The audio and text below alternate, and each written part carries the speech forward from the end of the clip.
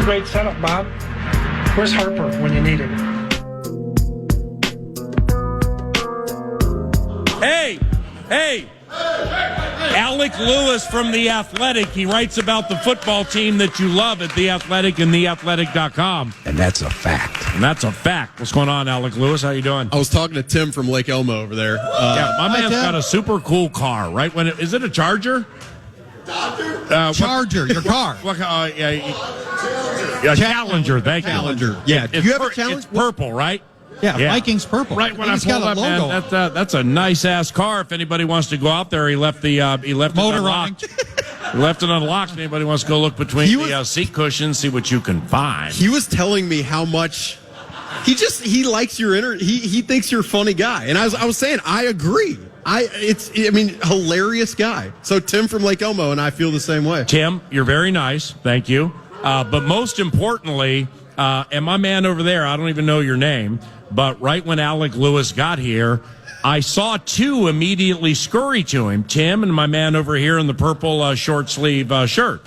And they scurried to him because they recognize, he's still relatively new from Alabama, and this doesn't have many friends. Yeah. And so you have a couple of new friends? I do, yeah. Good. I love that you love the no friends thing. You really like that. No, but when I hit it a year and change ago, right, you didn't have many friends here yet. No, but it's really creative of you to go back to the same well for 2.5 years. I really think you've done a good job. Did it get 20 laughs? It did, yeah. Okay. You actually 4 laughs, but it's radio, and I can make it sound like 20. You would get laughs if you said anything. But see, I work at KFAN. We regurgitate bits. Always love that one. Oh, we're happy for you. Yes, sir. We regurgitate bits for decades and still beat the heck out of everybody. So, therefore, that's the bit. Regurgitating the no friend bit. No, I didn't mean to it's okay. Rain on your parade. But I didn't mean to rain on your friendship. Yeah, no. Now you'll note here. I appreciate you saying that. Thank you. You'll note. Did you notice I texted your dad? I did. And the picture I sent him of you standing over there, funny, by yourself, looking for a friend. Yeah, really normal too to say. Did you notice I texted your dad? Yeah, I know. Yeah. All right. So you're talking about the Vikings. Well, I'm your surrogate uncle, and that John is your dad. We text and talk about you a fair amount during the course of the week just to make sure you're doing okay. It's kind of weird. Just to make sure the lobby confabs eventually get over the hump. No, things are doing great. Things are really great. Explain. I'm very excited for this game on Sunday. Wow, yeah, likewise. Charch? At no point has Alex said, I have friends. He has simply mocked you for suggesting he doesn't. Oh, Mia Baby ran again last night. Did we forget to tell you? You didn't tell me your horse ran last night. And she ran X amount of levels over her head again. This is a horse, our Canterbury Chapel. 4 of us went in and got a filly named Mia Baby. And whatever she earns in these races, 10% goes to our chapel ministry. Oh, that's great. Well, after last night, she was in another $30,000 allowance. She was playing up. Wow. Well, yeah, kind of like the Vikings playing up. Yeah. Well, it's because we're near the end of the season and we can't get these $10,000 5-furlong turf claimers to get enough horses. So we got to find a place for her to run. Right. Charch gets the inner workings of the Andrew Beyer game, the past performances. So anyway, she ran third again, and we thought she was going to win. Same jockey? With no, different. Kelsey jumped off, went to another one who had won 2 in a row. No hard feelings. It's nothing personal. It's business. So Guillermo Rodriguez jumped on. And I ain't kidding you, man, because you were out there for the last race where she ran dynamite. With about 70 yards to go, when she jumped to the inside, got on the bit, changed leads, and was just like, hey, let's go. Let's compete. And she was 22-1. We thought she was going to win. But the horse is talented. But she got third, so it's another 300 for the chapel bit. But yeah, she's what a great. Next time we do this, this would be something that you would really enjoy. I would enjoy, especially the Monday Night Chapel part. That I'll be there. I don't need Monday Night Football. I got you. Yeah. Okay, for sure. All right, 3-2. Alec, you nailed this game 1 week ago when we were at the feast. You said, we were talking about who's going to win. You said Vikings defense is going to dominate this game. He's playing fast. And you were 100% correct. We ended up with the most, it's the The point differential was the biggest in like 6 or 7 years that we had, and it was the Vikings. Yeah. It's like a half decade. No. Well, okay, yeah. With O'Connell, they killed Green Bay. Hey, do you like when the Vikings kill Green Bay in games? It was O'Connell's first game. They won by 17. I think it was 17 or 16, something like that. That was the biggest O'Connell victorious margin. The margin on this one was 22. Sounds right. Yeah, I think. I think Alec's playing fast. like you that. should read his stories more frequently. I really should. He's eliminated the split infinitives. Thank God. 6 points. You held an NFL team, or defense, not you. Vikings defense held an NFL team to 6 points. All right, 3-2. That to me, as many good things as there is to say, and we'll talk more about Sam Darnold and a lot of the other stuff. You saw this defensive effort coming.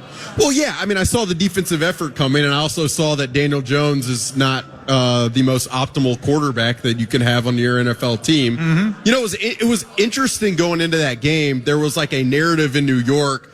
Brian Daboll's calling plays now. How's this going to change the offense? Yeah.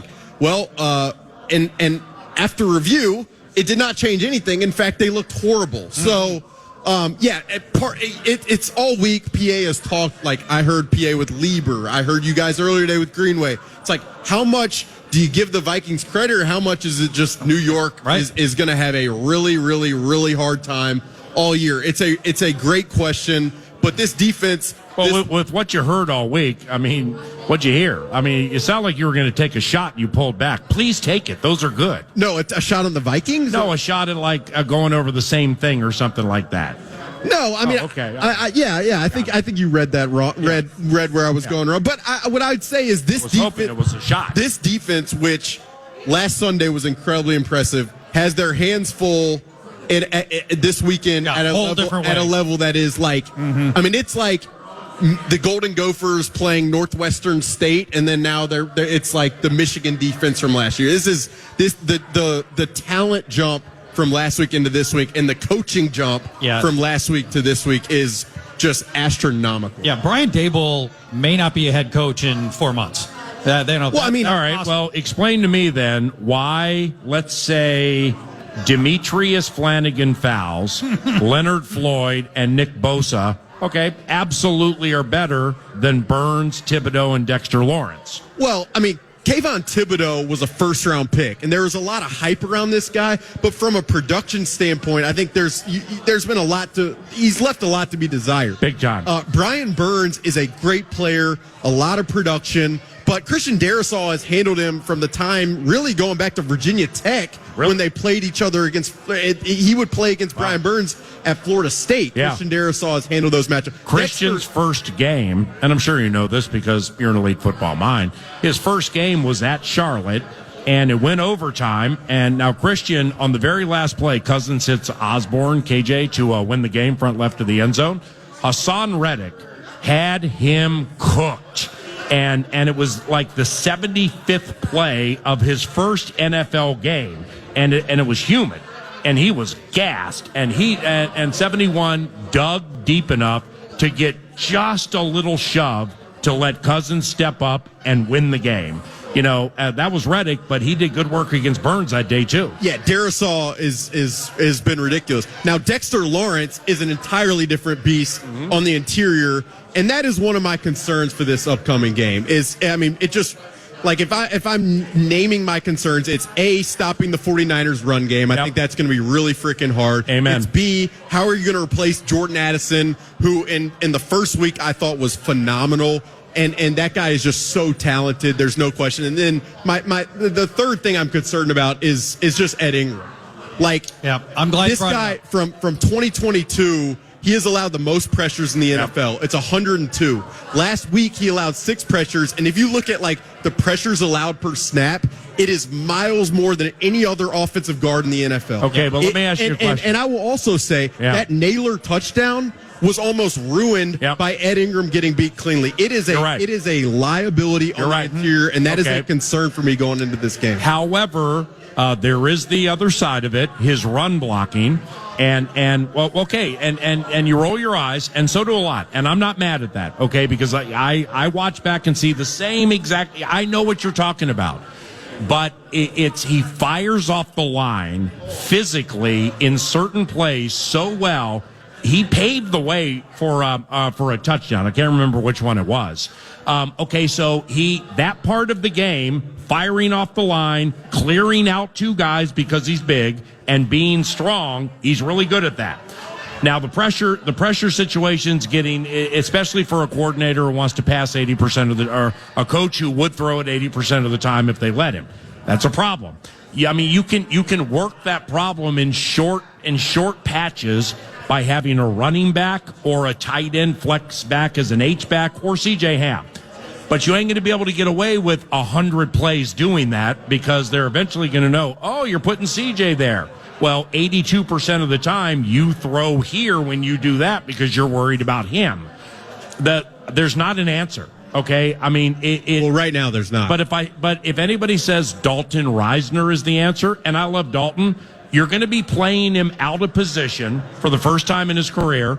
Nobody's moving Brandell off the way he's played all offseason. He had a great game and at left guard. So maybe it's Reisner. He's not. I thought when he comes back, I'm saying I'm talking 2-3 weeks. Okay, I agree with you, but I also don't want the part of Ed's game, which happens to be really good, forgotten about. Yeah, no, he can run block, which is part of the reason why. I mean, the two reasons that he's still the right guard are three. Well, one, he can run block. Two, he has been mostly available for 2 years. Yeah. And there is something to be said about the continuity in the first place. Yeah. But three, it's that they don't have another guy waiting in the wings. And like, frankly, what about Rouse?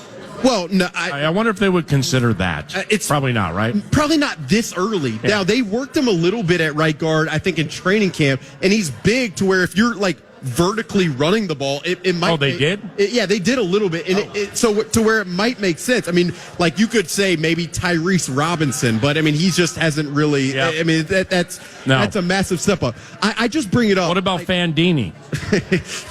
Dan Feeney's hilarious in the locker room. He'll say some funny stuff. He's a funny guy, but I don't know how much faith I have in him stepping in and blocking Javon Hargrave. Yep.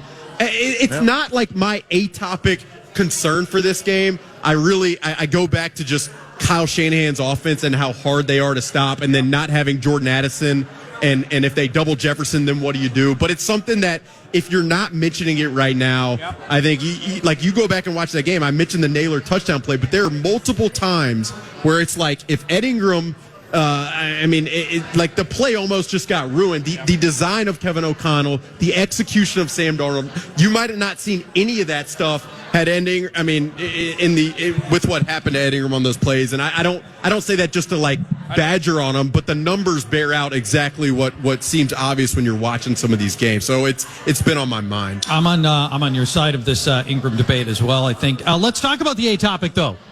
I think the A topic coming into this game is Deebo Samuel and how you make him not let him wreck your game, which he largely wrecked the game for the Jets on Monday night.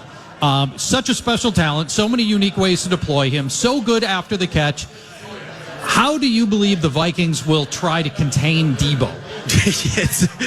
I don't get paid enough to come up with a scheme to try to figure this stuff out. It's his talent, one, which he's a running back and a receiver. Yep. His ability to run after the catch is the best in the league. I mean, it's unbelievable to watch this guy and what he does with the ball in his hands. But it's beyond his own talent. It's the spots they put him in. Like, you rewatch the week 1 film, they were doing the 49ers and Shanahan were doing some really interesting stuff where they're like motioning him to where he's like an offset guy under center. Like they were doing some weird stuff offensively to generate better angles for him as a runner, to force the defense into like empty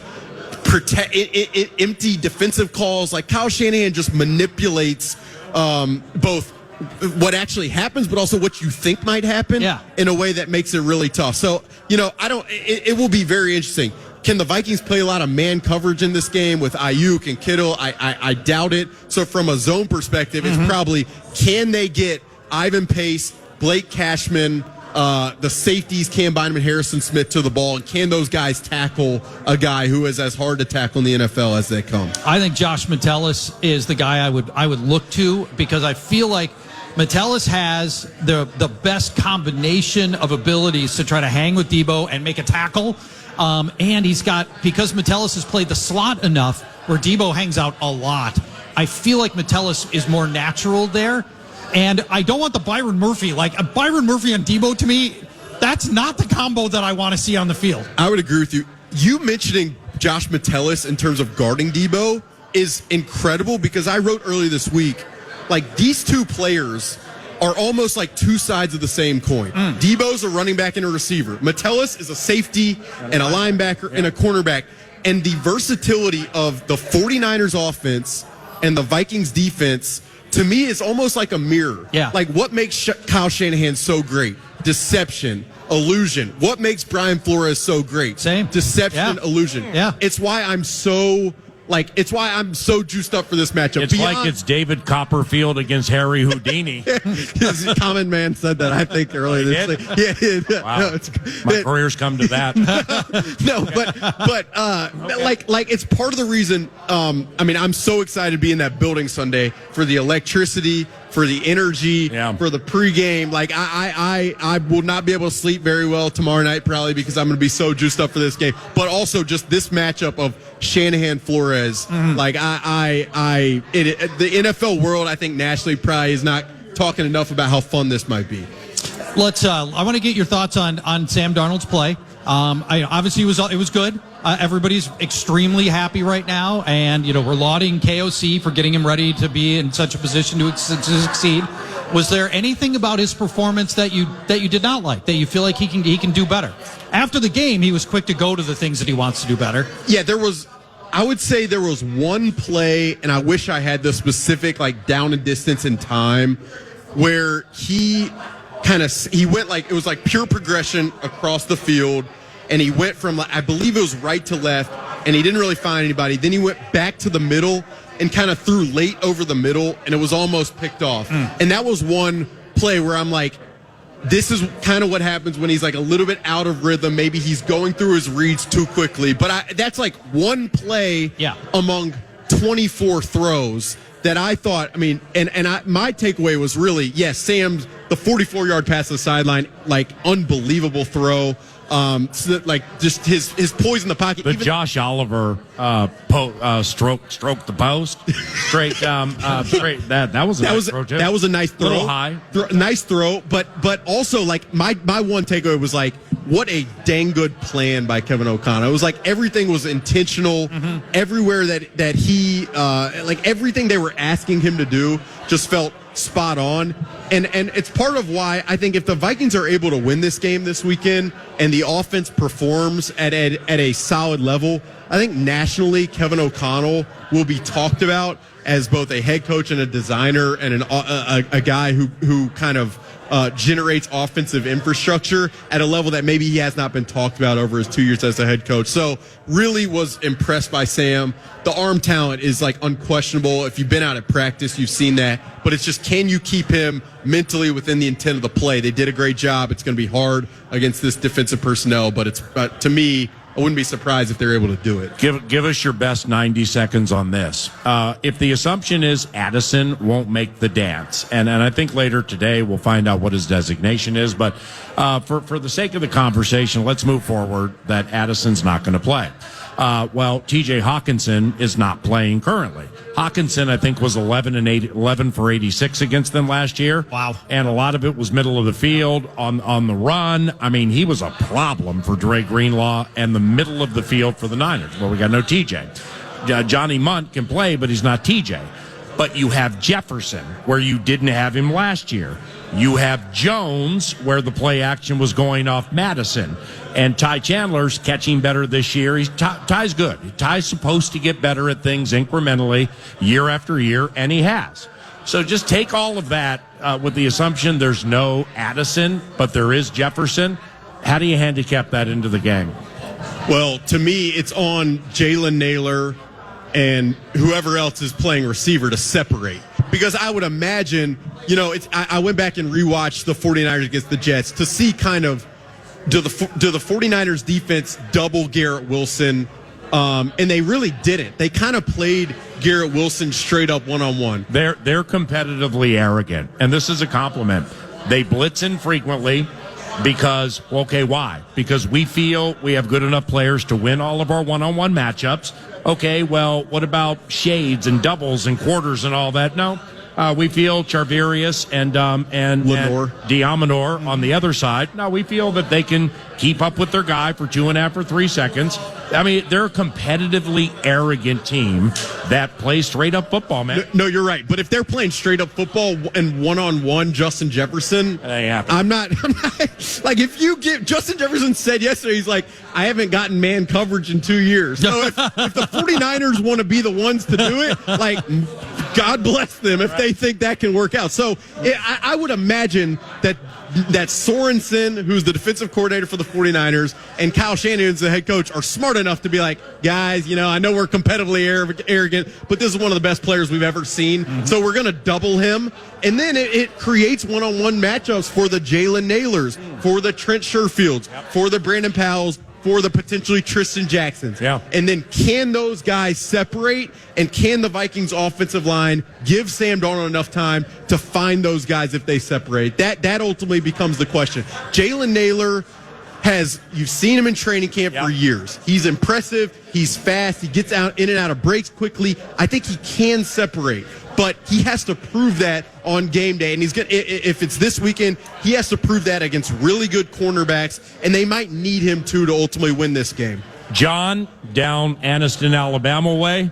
The boys playing fast. The penultimate segment is around the corner. It will include Alec Lewis of The Athletic, theathletic.com. Charch and I have subscribed to The Athletic since the first day, since inception day, and we love it. John Krasinski's first day is how long I've been an Athletic subscriber. Yep, and Michael Russo on the first day of it was the one that drew yours truly in. Mm-hmm. It's wonderful content if you like to read, and you really those two guys do a great job. And you really care about sports, locally or nationally. They have some of the best writers that you're ever going to find. So The Athletic, theathletic.com. It's inexpensive, too. All right, into the penultimate. More with young Alec after this.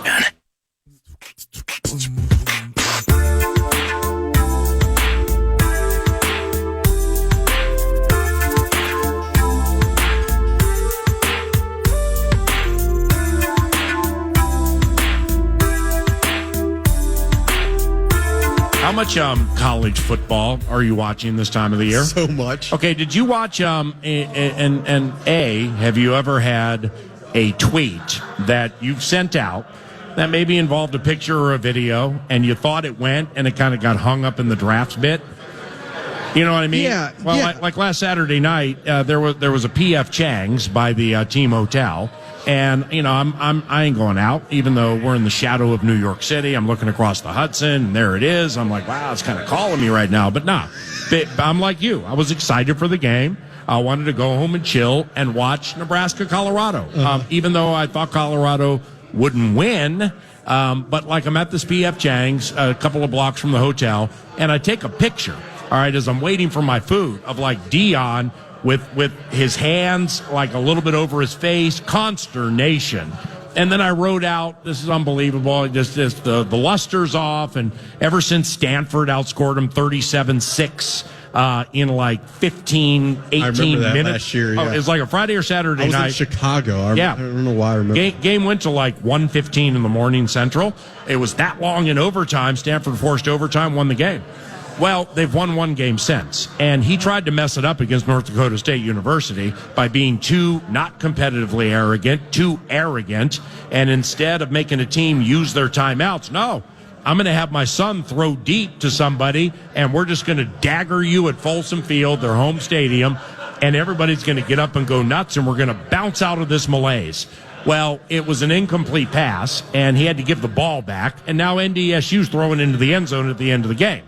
Well, I mean, what the Cornhuskers did to Deion's team should be a felony in 48 states.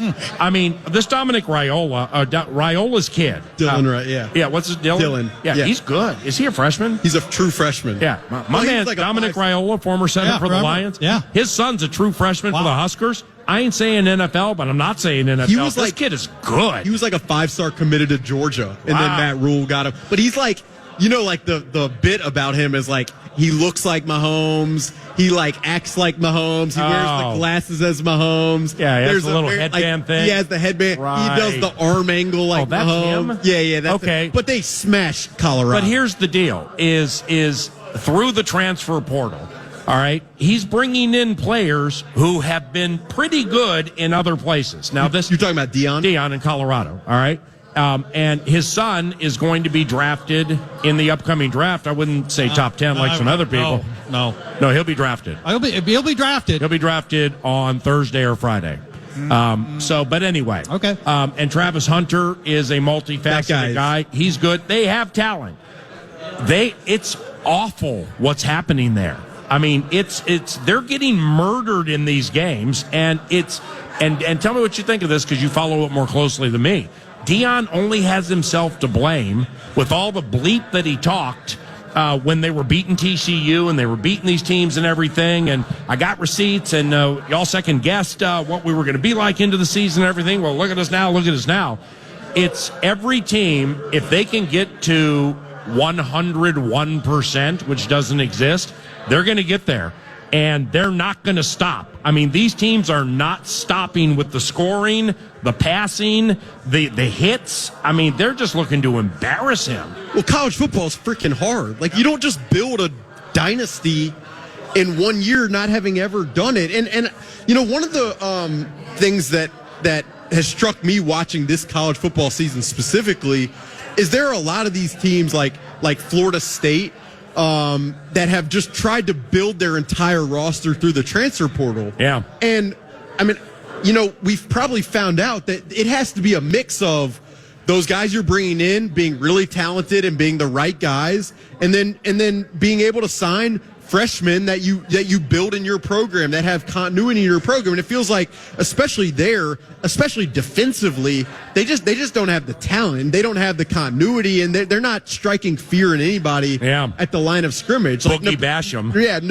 Nebraska just pummeled them. So, yeah, I mean, when you talk the smack that they have, which, I mean, people can argue it's great for the sport, it's terrible for the sport. I don't really care. Like, Colorado being good would be kind of cool for me. But just you're talking a lot without having the ample talent and probably coaching that you need to win in this very competitive, very hard sport. Well, you see, it's starting to hit the bottom line. It's going to hit the bottom line, and I'll tell you how. Now, my daughter's a senior at Boulder, so she's going to graduate. So she's going to graduate end of this year. And family weekend, which I didn't go to last year because the Vikings had a game, I think, on the road over that weekend, but I'm going this year. And the game is in like a month and change. Well, those tickets to buy them, because my daughter has student tickets, but I still got to buy a couple. Those tickets where there's not a bad seat there, the minimum price was $375. What? Minimum. Gee. And that's before the fees that you complain about. Yes. Okay, so it's $1,000 for two people to sit in the last row, which is not a bad seat at Folsom Field. It's stadium immortality. Pretty beautiful. That place is super cool, man. Yeah. Cordell Stewart used to run there, Michael Westbrook, stuff like Eric Bieniemy, stuff like that. Well, now those same seats this year, $240, $215. They're down. The luster's off a little 30-40% from last year. Well, the cold luster's off. The cold reality of all of, especially football.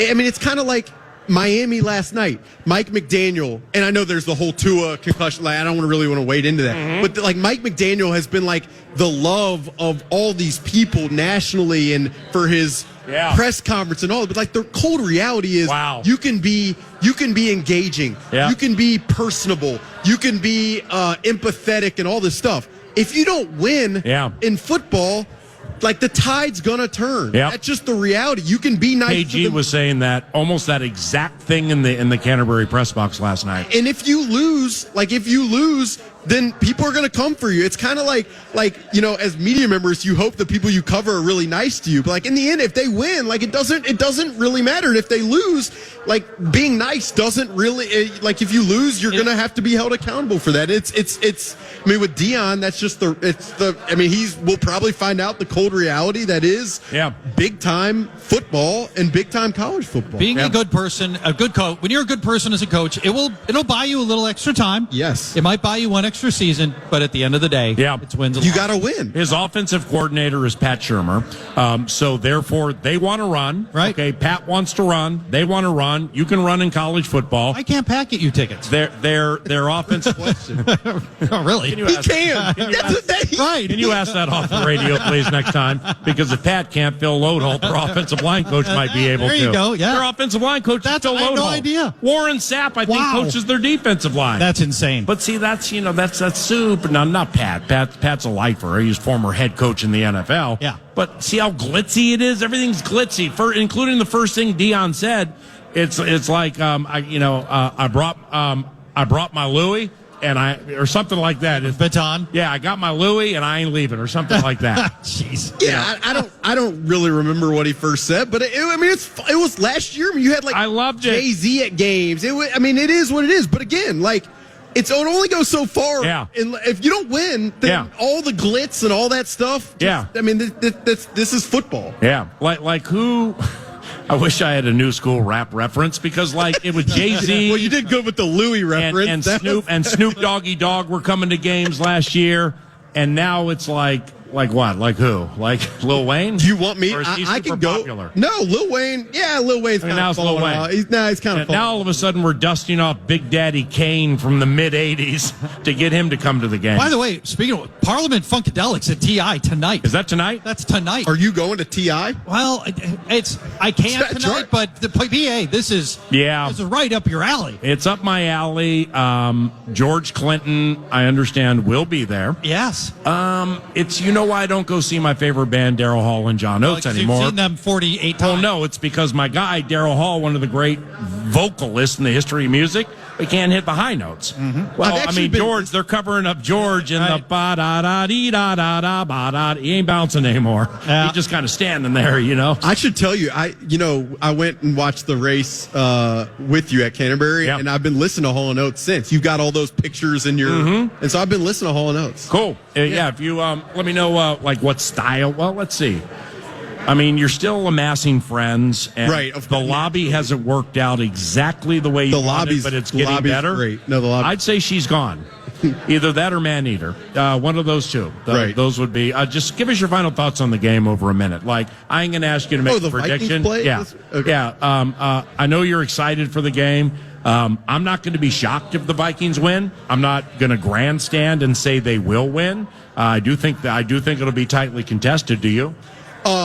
If the Vikings don't turn the ball over, then I expect it to be kind of a doozy. You know what? I'm putting this thing on my game calling depth chart right now because you say it every single week. And the fact that Kevin O'Connell's 18-0 when the team breaks even or wins the turnover margin? I keep forgetting to put that on the game calling depth chart. He hits it every week. 18-0 with O'Connell. When they break even or win the turnover margin, Kevin O'Connell is 18-0. Yep. So if they don't turn the ball over, and if they can win the turnover margin, then I won't be surprised at all if they are in this game. Defensively, it's going to be an absolute juggernaut of a test. Yeah. And then offensively, I can't wait to see what happens with Sam Darnold, but it should be very, very fun. I'll see you at the game, all right? Yep. Hey, Alec Lewis, give him a round of applause. Extremely good at what he does on the radio and also at The Athletic. Final segment next.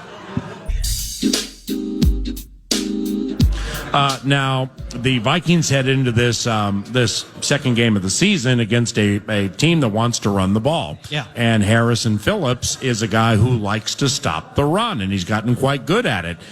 He also got himself a 2-year bump. What do you think of that? Delighted. Not only an elite person who's been very kind and generous with his time with us, but a really good player. And part of the reason the Vikings have been so good against the run the last couple of years is him. And I feel like his contract extension went a little bit unnoticed over the course of the last week. Yeah. Just delighted to see good things happen to good people and good players, and very nice to know that you've got a stalwart on your defensive line squared away for another 3 years? Yeah. That's, I don't know, all good news. He had a career high 3 sacks last year and already has one, so who knows where that can go, okay? Mm-hmm. Nice job, bud. Have a good weekend. Paul. That's Paul Charchian, ladies and gentlemen. How about a round of applause for the co-host into the 15th year of the Friday Football Feast. Jared Wells on the sound, ladies and gentlemen. Nordo back at the 651 Carpets Plus Studios. Nick Madden and his team. Ellie, Abby, Kara, and I'm Paul Allen. Thank you very much for joining us today. Chat with you this weekend for the Bone. Sunday, noon against the Niners. Have a wonderful weekend. God bless all of you. Bye-bye. 9 to noon. You like that? You like that? Good stuff. If it's good news or money, leave a message. Podcast today's Paul Allen Show, or listen back to previous show and interviews by going to the iHeartRadio app or KFAN.